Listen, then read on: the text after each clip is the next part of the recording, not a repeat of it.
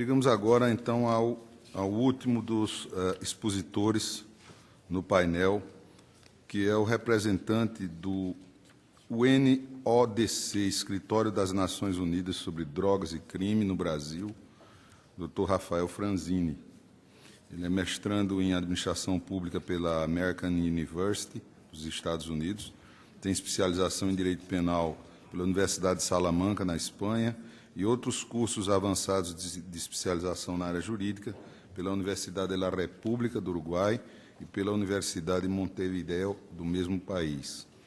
Tem bacharel em Direito pela Universidade da República, já atuou como consultor da Unidade de Desenvolvimento Jurídico da Organização dos Estados Americanos de 1995 a 1996, exerceu o cargo de especialista jurídico da mesma organização até 2000, ocupou o cargo de chefe da Unidade de Combate à Lavagem de Dinheiro da CICAD, Comissão Interamericana de Controle e Abuso de Drogas, de 2000 a 2007, e entre 2007 e 2013 ocupou o cargo de secretário executivo adjunto da Comissão Interamericana de Controle de Abuso de Drogas. Atualmente, foi nomeado como representante do Escritório de Ligação e Parceria da UNODC no Brasil. Passo, então, a palavra ao senhor Rafael Franzini por 25 minutos. Muito obrigado, bom dia. Eu gostaria de agradecer ao Superior Tribunal de Justiça e à Escola Nacional de Formação e Aperfeiçoamento de Magistrados pelo convite para participar deste evento que eu acho muito importante. Gostaria também de cumprimentar os companheiros da mesa, a Juliana, o deputado Teixeira, o ministro Dantas, e dizer que para nós, para mim pessoalmente, para a UNODC, é uma grande honra compartilhar com vocês algumas ideias sobre os critérios objetivos para a diferenciação entre uso e tráfico e entre as modalidades de tráfico, assim como outras questões relativas a políticas de drogas. Eu falo de outras modalidades de tráfico porque você tem países onde tem uma diferenciação na tipificação entre tráfico de grandes quantidades e tráfico de pequenas quantidades, como é o caso de Chile ou da Espanha, né? Eu gostaria de iniciar a minha fala à luz da declaração da sessão especial da Assembleia Geral das Nações Unidas sobre Drogas, a UNGAS, que, como os senhores sabem, foi aprovada pelos Estados-membros das Nações Unidas há um ano em Nova York. E por quê?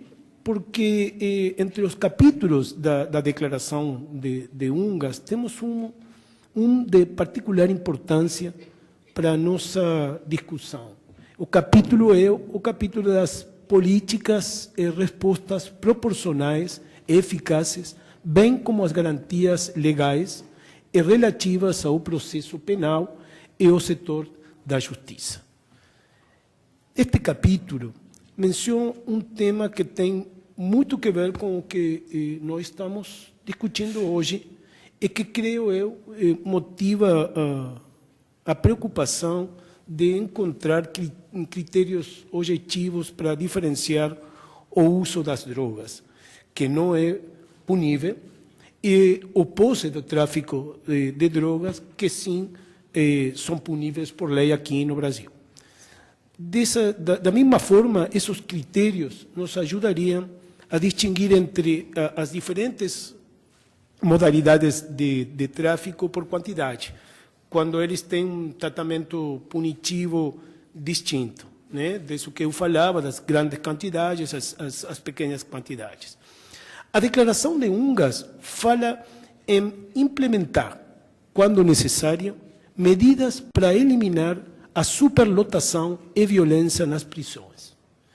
Em Brasil, como foi colocado aqui por muitos dos palestrantes, no Brasil a evidência mostra que houve um aumento da população carcerária por crime de drogas durante os 10 anos de vigência da lei, o que poderia ter sua origem na aplicação de seus artigos, sobretudo aqueles que são relativos ao consumo, à posse para consumo, à posse para venda ou à posse para outros fins, que não o consumo, a venda ou para fins médicos ou científicos.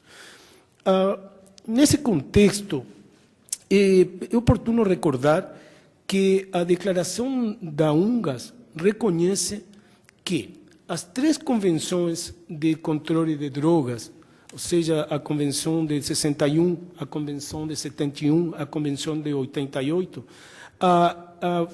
fornecem aos Estados-partes suficiente flexibilidade para formular e implementar políticas nacionais sobre drogas de acordo com as próprias prioridades do país e as necessidades do país e com o direito internacional aplicável.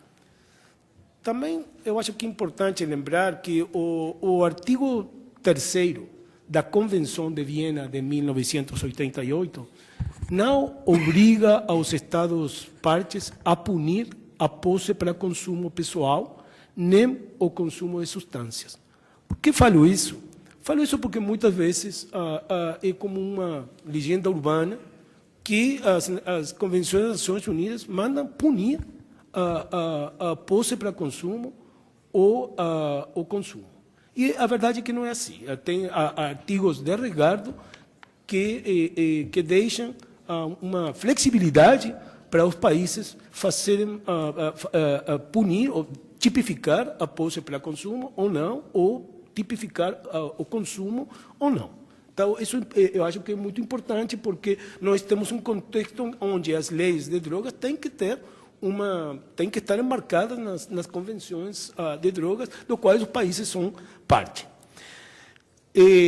Então, uma breve análise da lei de drogas no Brasil permite afirmar que ela se enquadra nas disposições das 3 convenções sobre drogas, uma vez que o posse com objetivo de tráfico, no sentido amplo da palavra, e a posse para consumo são responsabilizadas penalmente. E também, como consequência disso, o artigo 28, dado que o Brasil não criminaliza o consumo, o artigo 28 trata especificamente da posse para consumo e o inciso 3º, parágrafo 2, define quais são os critérios para distinguir a posse para uso pessoal da posse com fins de tráfico. Porque, como já foi colocado aqui, a posse para uso pessoal, aqui em Brasil, é punida, mas não é punida com pena de prisão. E a posse para consumo, obviamente, está punida com crime, com a prisão. Agora, mesmo que a legislação brasileira esteja em conformidade com as convenções internacionais de controle de drogas, o aumento da população carcerária brasileira, que é estimado por alguns estudos de até 96% nesse período de 10 anos, assim como o aumento de 15% a 28% dos detentos por crimes relacionados com drogas, tem chamado a atenção, obviamente, de diferentes setores da sociedade ou do Estado, pois parece que os resultados da aplicação da lei não coincidem com a vontade do legislador de 2006, que procurou não punir com prisão nem a posse para consumo, nem o consumo. Então, se nós estamos aceitando que o incremento dos preços foi de pessoas que consumiam ou que ou tinham a posse para consumo, essa não foi a vontade do legislador. O legislador expressamente deixou a prisão fora dessas condutas, né? Então, referente ao uso, à posse e ao tráfico, a principal alteração no curto, mediano prazo, aparentemente, da disposição da lei poderia ser verificada se o Supremo Tribunal Federal declarasse a inconstitucionalidade da posse de drogas para consumo que, se declarada, materializaria uma aspiração de um setor importante da sociedade civil.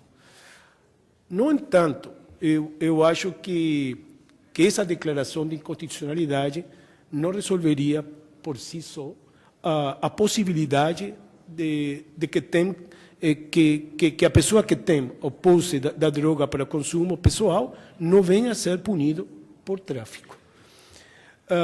Porque os critérios previstos no artigo 28 da legislação brasileira para diferenciar o posse para consumo com outro tipo de posse são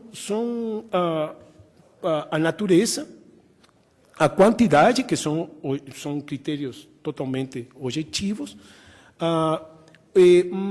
também tem o local e as condições em que se desenvolveu a ação, as circunstâncias sociais e pessoais, bem como a conduta e os antecedentes do agente que cometeu o delito.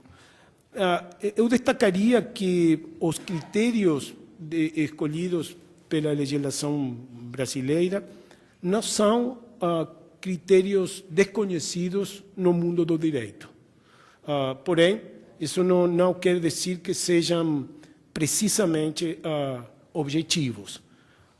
Assim, a natureza, como eu falava, da substância, ou seja, o tipo de droga, pode ser um critério objetivo, como também é um critério objetivo a quantidade. No entanto, as circunstâncias sociais e pessoais do agente que cometeu o crime podem levar a interpretações subjetivas.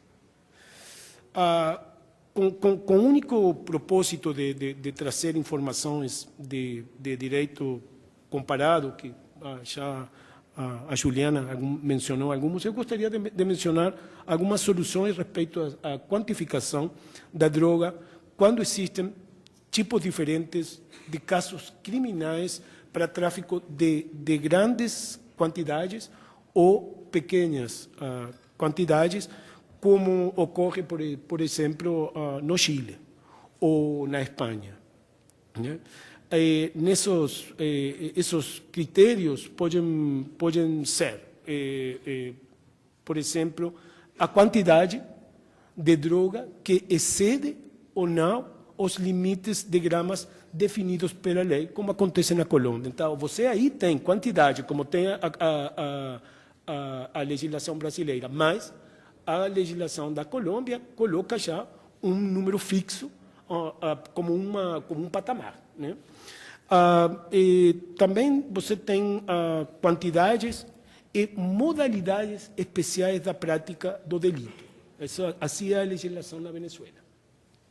No Peru, foi criminalizado de forma específica o tráfico de pequenas quantidades de drogas para um tipo penal privilegiado, mas a diferença é que aí, por exemplo, a diferença de Peru com Chile é que a frase de pequena quantidade, o conceito de pequena quantidade, na legislação do Peru é definida. Né? Na Espanha, há também um tratamento legal que utiliza as quantidades de drogas e outros critérios para impor a pena ou permitir a delimitação da posse para o consumo ou tráfico e definir até o agravamento utilizando não somente o critério da quantidade, mas também a qualidade ou pureza da droga e as circunstâncias sociais e pessoais, o que tem alguma similitude com o caso de Brasil. No México, embora não haja uma norma específica na lei de drogas sobre as quantidades de substâncias, existe uma referência do Código Penal Federal que é dirigida ao juiz do caso para individualizar a pena, que deve considerar a quantidade, o tipo de droga, a potencialidade de perigo para a saúde pública e as condições do acusado pelo tráfico ou pelo posse. Em algumas legislações, como a legislação da Rússia, da Holanda, de Portugal, foi proposto uma situação semelhante de pequenas quantidades, grandes quantidades, em relação precisamente para a quantificação.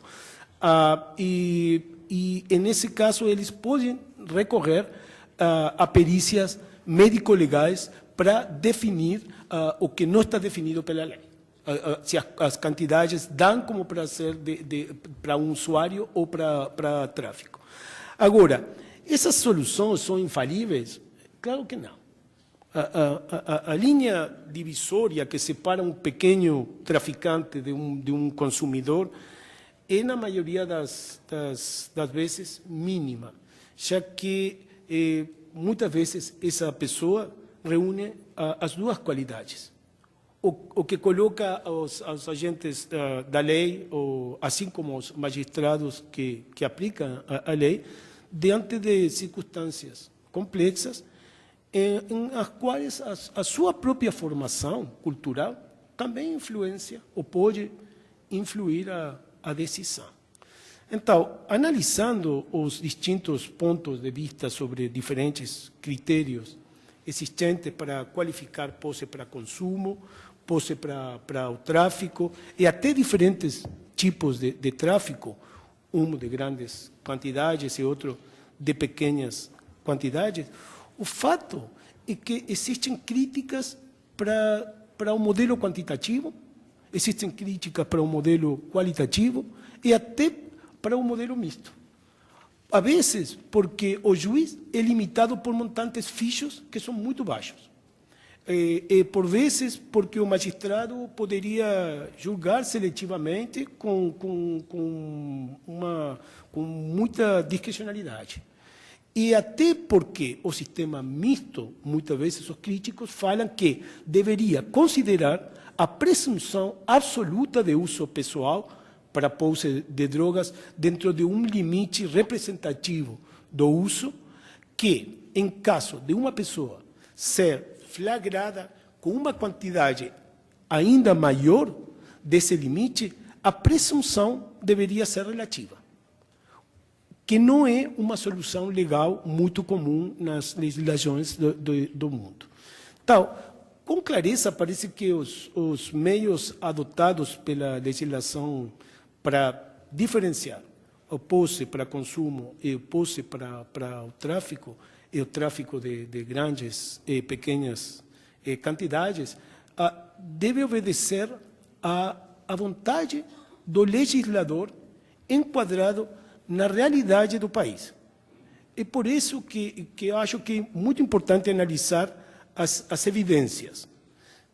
Por exemplo, para o caso do Brasil. Se é verdade que a maioria das pessoas presas por tráfico de drogas é pobre, excluída, se é verdade que em um determinado período a população carcerária aumentou de forma desproporcional, se é verdade que um percentagem muito elevado da população carcerária responde aos crimes de drogas, e se é verdade que mais de 60% das mulheres presas estão presas por crimes relacionados a drogas, em seguida, a questão de hipótese para mudar poderia ser: se o legislador estabeleceu que o posse para consumo, apesar de crime, não deve ser punido com prisão, e se o consumo não é punível com prisão, o objetivo de ter menos presos por posse para consumo e o uso de drogas está sendo alcançado? Essa seria a pergunta para começar a debater uma reforma como foi colocado aqui. Não obstante, o que eu disse há pouco, eu acredito que tão importante como a definição dos critérios para cumprir com o propósito do legislador de ter menos pessoas presas por posse, por consumo pessoal ou consumo em si, é que a política de drogas e as intervenções nessa matéria devem estar em completa sintonia e observância em relação aos direitos humanos. Isso é uma questão fundamental na Declaração de Ungas, e isso, por exemplo, tem um reflexo claro no forte interesse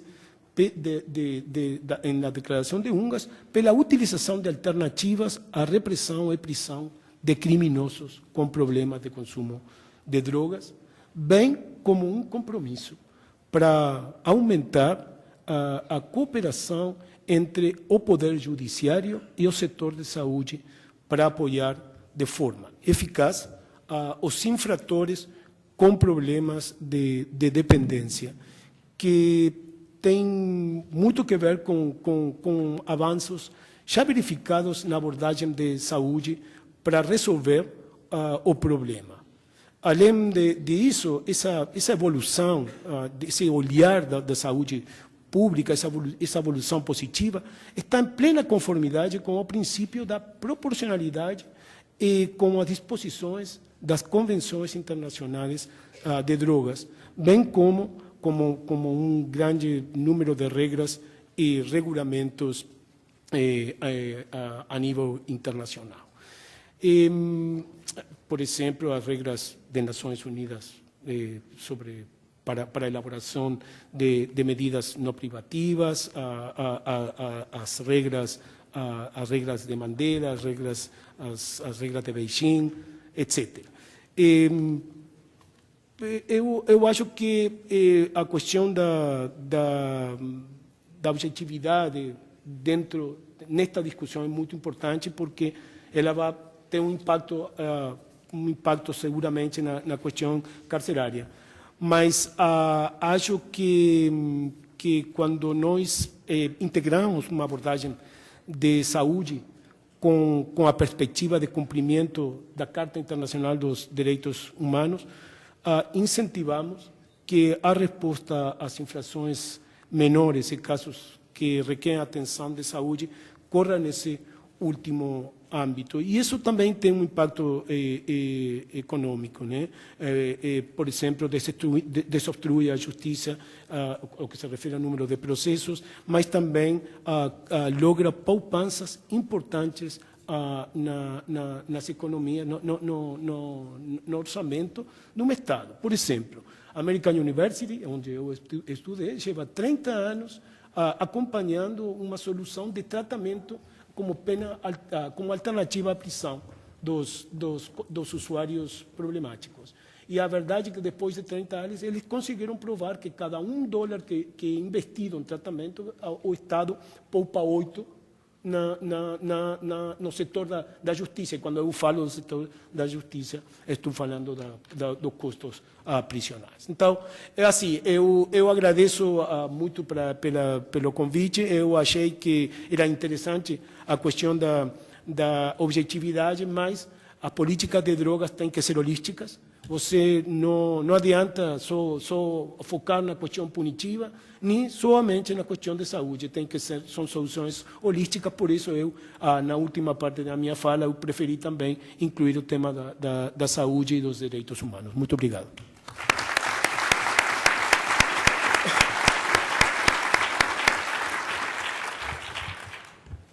Agradeço, em nome da organização, a participação do Dr. Rafael Francini e parabenizo pela excelência de sua palestra.